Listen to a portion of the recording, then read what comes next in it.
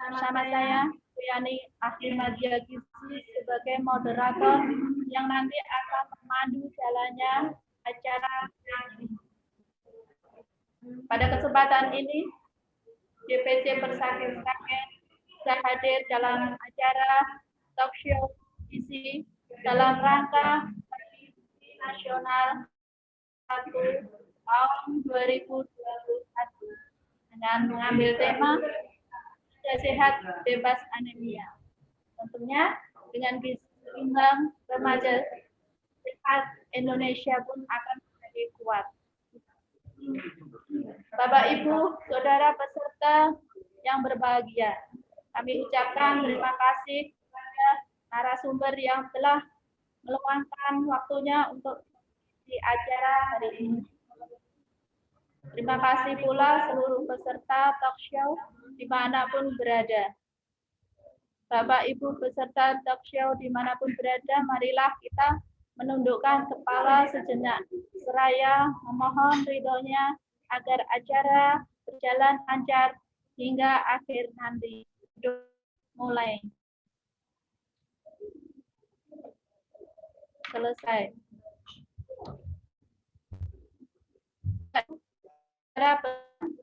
Yang berbahaya narasumber yang luar biasa.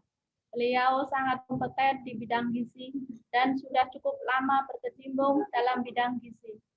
Beliau yaitu Ibu Desi Aris Cahyani, ahli madya gizi. Lahir di Kulon Progo 8 Desember 1975. Alamat Ngerowo RT 2, Langsari, Ngerampal, Sragen. Telepon 082 136 716 220. Beliau menempuh pendidikan terakhir di Akademi Gizi Depkes RI Yogyakarta, lulus tahun 1997. Bekerja sebagai ahli gizi UPTD Puskesmas Mondoan, Sragen. Assalamualaikum warahmatullahi wabarakatuh, Ibu Desi. Waalaikumsalam warahmatullahi wabarakatuh, Ibu Yani. Selamat sore. Apa kabar, Ibu? Baik, alhamdulillah. Sehat selalu. Alhamdulillah, amin. Alhamdulillah. Baik, Ibu Desi. Bisa kita mulai dari sekarang? Ibu Desi sudah siap? Ya, siap. Siap ya. Jadi waktunya 30 menit, terdiri dari 20 menit paparan materi dan 10 menit tanya jawab. Bapak, Ibu, saudara yang bahagia, mari kita simak bersama materi dari Ibu Desi. Tapi sebelumnya untuk melancarkan acara sebaiknya dimatikan, di-unmute dulu. Bapak, kepada Ibu Desi dipersilahkan. Baik, Assalamualaikum warahmatullahi wabarakatuh. Salam sehat, salam sejahtera untuk kita semua. Selamat berjumpa kembali dengan DPC Persaki Kabupaten Sragen yang pada kesempatan kali ini menyelenggarakan talk show dengan tema Remaja Sehat Bebas Anemia.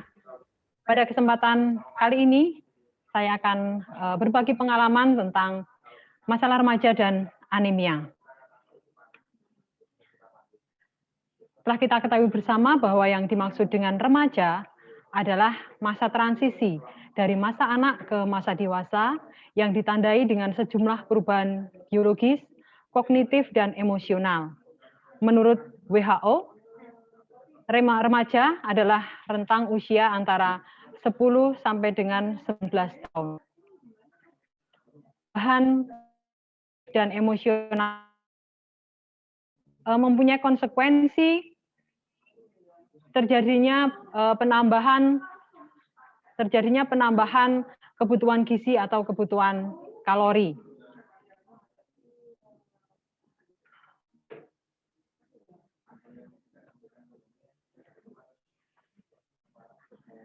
Sedangkan yang dimaksud dengan anemia adalah suatu keadaan di mana kadar hemoglobin atau Hb dalam darah kurang dari 12 mg per desiliter. Bisa kita lihat bahwa Seseorang yang terkena anemia, itu kadar Hb-nya pasti lebih rendah dibandingkan dengan orang yang normal. Nah, sekarang siapa saja yang dapat mengalami anemia? Semuanya bisa mengalami anemia, dari anak-anak, remaja, baik laki-laki maupun perempuan, wanita usia subur, kemudian laki-laki, calon ibu, wanita hamil, semuanya bisa terkena anemia.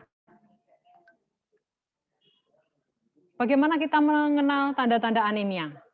Tadi kalau secara laboratorium, ditandai dengan kurangnya kurang di 12 mg/sen, sedangkan kalau secara fisik atau secara pengamatan, kita bisa mengenal tanda-tanda anemia seperti yang umum itu 5L. Letih, lelah, lesu, lemah, dan lalai. Kemudian wajah terlihat lebih pucat, kemudian telapak tangan, kelopak mata itu terlihat lebih pucat. Dan juga sering mengalami pusing dan penglihatan yang berkunang-kunang. Nah, apa akibat anemia pada remaja? Seorang remaja jika terkena anemia, itu akan terganggu pertumbuhan dan perkembangannya. Kemudian dia juga gampang merasa kelelahan, aktivitas sedikit, merasa lelah. Kemudian yang ketiga, meningkatkan kerentanan terhadap infeksi karena sistem kekebalan tubuh yang menurun. Yang keempat, daya tahan tubuh mengalami penurunan, sehingga dia juga lebih rentan terhadap gangguan keracunan. Dan yang terpenting adalah akibat dari anemia ini akan mengganggu fungsi kognitif. Karena apa? Karena remaja yang mengalami anemia, konsentrasinya akan menurun sehingga dari sisi akademis juga mengalami penurunan. Sekarang bagaimana cara mencegah anemia gizi besi, khususnya untuk remaja? Yang pertama, mengkonsumsi makanan beraneka ragam, khususnya makanan yang banyak mengandung zat besi. Kemudian yang kedua, minum kopi, coklat bersamaan atau berdekatannya dengan pada minuman tersebut banyak mengandung tanin dan polifenol. Yang sifatnya tanin dan polifenol ini bisa menghambat Fa dalam tubuh. Kemudian yang ketiga, untuk remaja putri ini dianjurkan untuk meminum tablet tambah darah atau tablet besi yang biasa kita kenal atau tablet Fa 1 minggu 1 tablet sepanjang tahun. Kemudian yang keempat, mencegah kecacingan, yaitu dengan menjaga kebersihan diri, misalnya sering mencuci tangan pakai sabun sebelum makan dan menggunakan alas kaki. Sekarang bahan makanan apa saja yang banyak mengandung zat besi? Sebenarnya bahan makanan yang ada di sekitar kita itu banyak yang kaya akan zat besi. Seperti bahan makanan hewani, misalnya dari hati, daging yang berwarna merah, telur, ikan, dan sebagainya. Kemudian dari bahan makanan nabati, ini produk kacang-kacangan seperti tahu, tempe, susu kedelai itu juga tinggi kandungan zat besinya. Di samping itu seperti kangkung, bangkong, sawi hijau itu banyak mengandung zat besi. Di samping zat besi, kita juga perlu untuk mengkonsumsi makanan yang dapat meningkatkan penyerapan zat besi dalam tubuh. Ini banyak terdapat di vitamin C.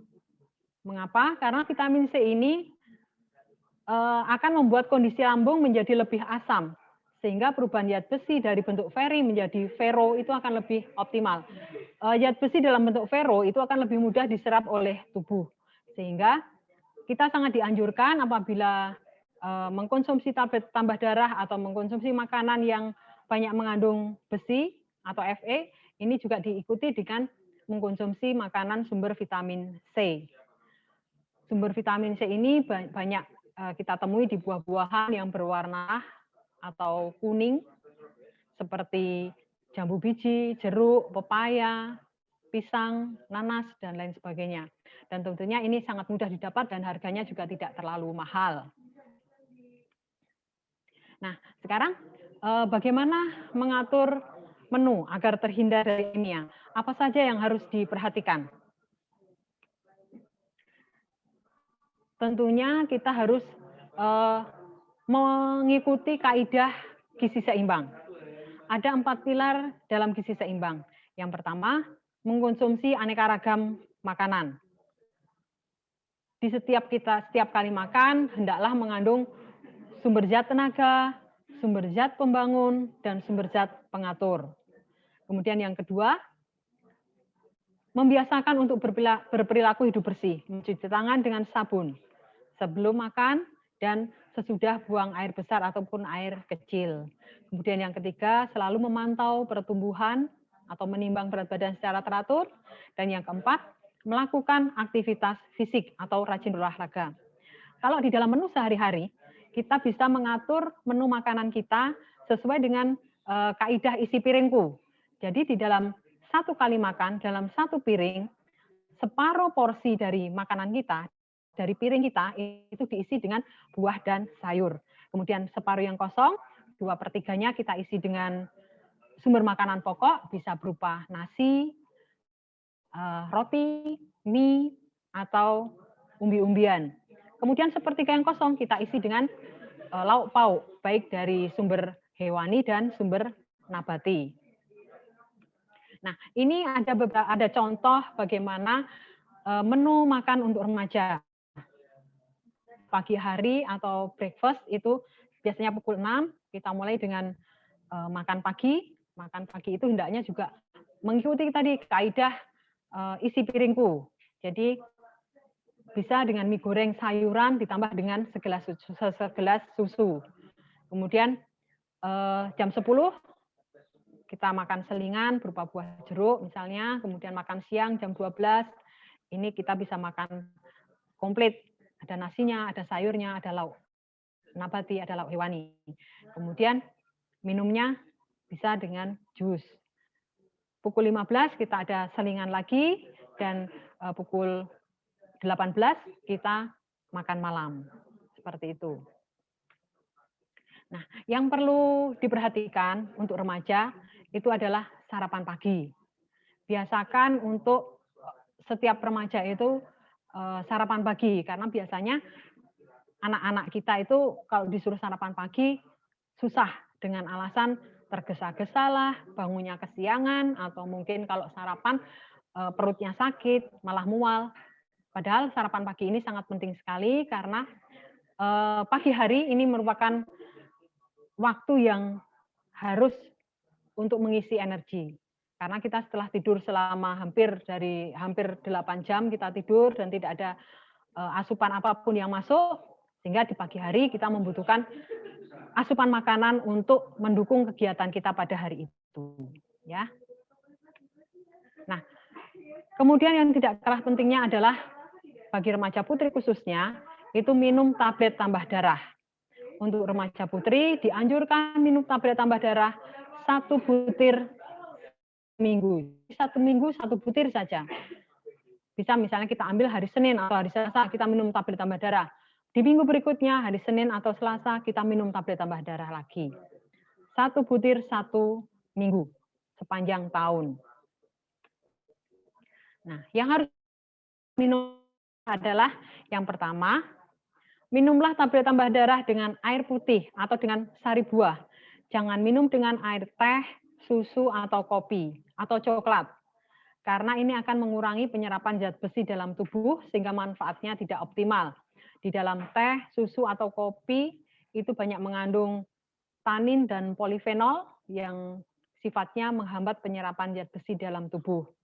Kemudian yang kedua, efek samping dari minum tablet tambah darah ini adalah mual, namun tidak berbahaya. Nah, untuk menghindari efek mual ini, dianjurkan untuk minum tablet tambah darah menjelang tidur malam. Atau ketika minum itu disertai dengan makan buah. Nanti akan bisa mengurangi efek mual yang ditimbulkan dari minum tablet tambah darah tadi. Kemudian yang keempat, simpanlah tablet tambah darah di tempat yang sejuk. Terhindar dari sinar matahari dan jauhkan dari jangkauan anak-anak. Kemudian tutup kembali kemasannya dengan rapat. Apabila terjadi perubahan warna, jangan diminum. Kemudian yang kelima yang perlu diperhatikan, tablet tambah darah ini tidak menyebabkan tekanan darah tinggi atau kebanyakan darah, ya. Jadi aman. Meskipun kita setiap minggu meskipun kita tidak merasakan apa-apa, tapi tetap dianjurkan setiap minggu untuk meminum tablet tambah darah 1 butir 1 minggu. Nah, ini. Nah, demikian yang bisa saya sampaikan. Mudah-mudahan kami tunggu pertanyaannya agar kita bisa berdiskusi lebih lanjut. Terima kasih atas perhatiannya. Mohon maaf atas segala kesalahan. Assalamualaikum warahmatullahi wabarakatuh. Waktu saya kembalikan kepada Bu Yani selaku moderator. Terima kasih Ibu Desi yang telah menjelaskan materi tentang anemia. Benar sekali. Alhamdulillah kita mendapat tambahan ilmu Ibu Desi. Ternyata antusias peserta sangat luar biasa. Ibu Desi, ada beberapa pertanyaan yang sudah masuk dari kami, langsung saya bacakan. Yang pertama, pertanyaan dari Sri Pamungkasari, Koharjo. Selesai makan buah melon, semangka, ketimun, sering merasa pusing dan keliengan. Apakah itu termasuk gejala anemia, Ibu Desi? Ya, terima kasih Ibu Sri Pamungkasari dari Sukoharjo yang telah memberikan pertanyaan. Bagus sekali pertanyaan, dan ini mungkin pertanyaan bukan dari Bu Sri Pamungkasi saja, tapi mungkin banyak juga yang mengalami hal-hal seperti ini. Jadi setelah makan semangka atau melon itu merasa keliengan. Apakah ini tanda dari anemia? Tadi sudah saya sampaikan bahwa gejala umum dari anemia adalah 5L, yaitu lesu, lemah, lunglai, lalai, dan disertai dengan rasa pusing atau berkunang-kunang. Namun, kalau kita makan buah semangka, kemudian kita merasa pusing, saya kira itu bukan tanda dari anemia, ya, karena di dalam semangka atau melon itu terdapat zat yang namanya citrullen. Citrullen ini bersifat memangkas pembuluh darah dan membuat pembuluh darah itu semakin lebar, sehingga tekanan darah itu menjadi menurun. Jadi makan semangka atau melon setelahnya kita merasa pusing itu disebabkan karena tekanan darah yang menurun. Jadi bukan tanda dari anemia. Kalau tanda dari anemia itu kalau dicek HB-nya kurang dari 12 mg per desiliter. Mudah-mudahan bisa memberikan jelas nih Ibu Sri yang telah memberikan pertanyaan. Ibu Yani. Baik, Ibu Desi, jawabannya sangat jelas. Ini bahwa makan melon, semangka itu pusing mungkin karena dari tekanan bukan termasuk anemia, karena anemia itu harus melalui pengecekan dari hemoglobinnya. Mungkin pusingnya dari tekanan darahnya. Baik, Ibu Desi, pertanyaan yang kedua dari Rahinata, Jakarta. Bayam justru bisa menghambat penyerapan zat besi. Apakah itu benar, Ibu? Ini dari Rahinata. Terima kasih Bu Rahina dari Yogyakarta, ya, yang telah memberikan pertanyaan apakah benar jika sayuran bayam itu justru malah Fe atau zat besi, ya. Akan saya jawab, pendapat bahwa sayuran itu bisa tidak sepenuhnya salah atau sepenuhnya benar, ya. Karena menurut saya sayuran bayam itu adalah sayuran yang unik. Di daunnya itu sangat tinggi kandungan Fe-nya. Tetapi di batang bayam itu justru banyak mengandung oksalat. Nah, sifat dari oksalat ini adalah menghambat penyerapan zat besi tadi. Jadi, bagaimana kalau kita ingin mengkonsumsi sayuran bayam, sangat dianjurkan untuk mengkonsumsi daunnya saja. Sedangkan batangnya kita buang atau tidak kita konsumsi. Begitu. Mudah-mudahan bisa menjawab pertanyaan dari Ibu Rahina Diah di Yogyakarta. Jadi tentang sayur bayam, di daunnya memang kandungan Fe-nya, tapi di batangnya justru banyak mengandung oksalat yang menghambat penyerapan zat besi. Jadi kalau mengkonsumsi daunnya aja, yang batangnya kita buang atau tidak kita konsumsi. Kita kasih makan ke ayam ya. Ngaten Ibu Yani? Baik Ibu Desi, jawabannya sangat jelas bahwa batang bayam itu yang yang tidak mengandung zat besi. Yang mengandung zat besi adalah daun bayamnya. Gitu. Sangat jelas. Untuk pertanyaan yang ketiga dari Ibu Endang Lestari Handayani, bagaimana bila minum tablet per minggu, tetapi 1 tablet per hari selama menstruasi? Monggo Bu Desi. Memang kebijakan dari Kementerian Kesehatan di tahun 2015 kalau saya tidak salah itu kita dianjurkan remaja putri itu untuk meminum tablet tambah darah 1 butir selama kita menstruasi. Namun di surat edaran dari Kementerian Kesehatan yang terbaru yang tahun 2018, mohon maaf nomornya saya lupa, itu dianjurkan untuk remaja putri mengkonsumsi 1 butir tablet tambah darah 1 minggu, tapi sepanjang tahun itu minum terus. Jadi tidak hanya diminum pada saat menstruasi, tapi diminum 1 minggu 1 butir sepanjang tahun. Bagaimana kalau kita minum 1 butir setiap hari 1 butir, tapi pas menstruasi aja? Nah, tentunya ini efektif untuk mencegah anemia itu 1 butir setiap minggu. Itu tahu dari surat edaran Kementerian Kesehatan yang Ibu Yani, mudah-mudahan bisa Ibu Desi, terima kasih. Bisa menjawab pertanyaan dari Ibu Endang. Sangat jelas Ibu Endang. Mudah-mudahan jawabannya Ibu Desi bisa dipahami. Pertanyaan yang keempat dari Ibu Anis Prasetyawati. Bagaimana cara mengatasi setelah minum Fe agar tidak mual dan pusing? Karena ada remaja putri yang setelah minum Fe itu merasa mual dan pusing, Ibu Desi. Terima kasih dari Ibu Anis. Bagaimana cara mengatasi agar minum Fe tidak merasa mual atau pusing?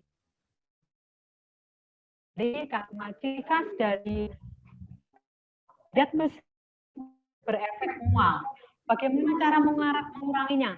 Yang pertama, minumlah tablet tambah darah di malam hari ketika badan kita sudah diambang ngantuk, sudah ngantuk sekali, sudah mau tidur, kita baru minum tablet tambah darah. Supaya apa? Supaya efek mual dan muntah itu terbawa tidur. Pertama. Yang kedua, minumlah tablet tambah darah dengan menggunakan sari buah. Atau kalau tidak bisa pakai air sari buah, pakai buah pisang atau pepaya, kemudian kita minum seperti kalau dulu waktu kita kecil pakai pisang terus ditaruh di lidah kemudian diminum itu. Jadi itu bisa mengurangi efek mual dari akibat minum tablet tambah darah. Jadi diminum ketika kita merasa ngantuk pada waktu malam hari baru kita minum dan kita tidur. Atau diminum dengan menggunakan sari buah atau makan buah. Itu mudah-mudahan bisa menjawab pertanyaan dari Ibu Anis. Baik Ibu Desi, terima kasih sudah memberikan jawabannya kepada Ibu Anis. Mudah-mudahan Ibu Anis jawabannya memuaskan. Terima kasih Bu Desi sudah memberikan materinya. Mohon maaf tidak bisa membacakan pertanyaan-pertanyaan lain karena keterbatasan waktu. Mungkin untuk lain waktu bisa dilanjutkan kembali. Ya, terima kasih. Terima kasih atas partisipasi semua peserta. Pertanyaan yang luar biasa. Terima kasih Ibu Desi atas waktunya. Semoga kita bisa bertemu kembali di lain waktu. Amin, amin. Mudah-mudahan masih diberikan izin untuk bertemu kembali ya. Terima kasih. Terus yang dapat kita simpulkan hari ini bahwa anemia itu adalah suatu keadaan di mana kadar hemoglobinnya itu dalam darah itu normalnya 12 mg per dl. Anemia bisa terjadi pada siapa saja, bayi, balita, remaja, ibu hamil, lelaki, dewasa. Remaja merupakan kelompok yang rentan terkena anemia, sehingga perlu dukungan asupan nutrisi yang optimal. Begitu untuk kesimpulan hari ini, mudah-mudahan ilmunya bisa bermanfaat. Terima kasih semua, terima kasih Ibu Desi untuk materinya. Terima kasih juga untuk semua panitia yang sudah bekerja dari awal sampai akhir. Mohon maaf untuk pertanyaan-pertanyaan lain belum bisa terbacakan. Baik, sampailah di ujung acara. Saya sebagai moderator hari ini hanya yang sengaja. Saya mohon maaf diri dan jauh visi lain waktu. Tentunya dengan narasumber yang berbeda. Wassalamualaikum warahmatullahi wabarakatuh. Waalaikumsalam warahmatullahi wabarakatuh.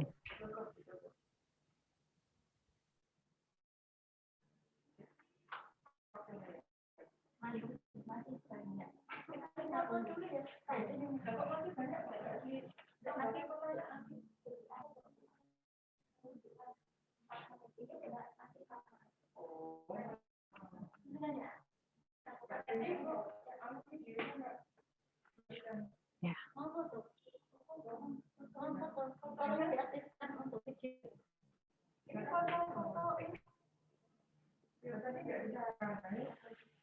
Dan saya ini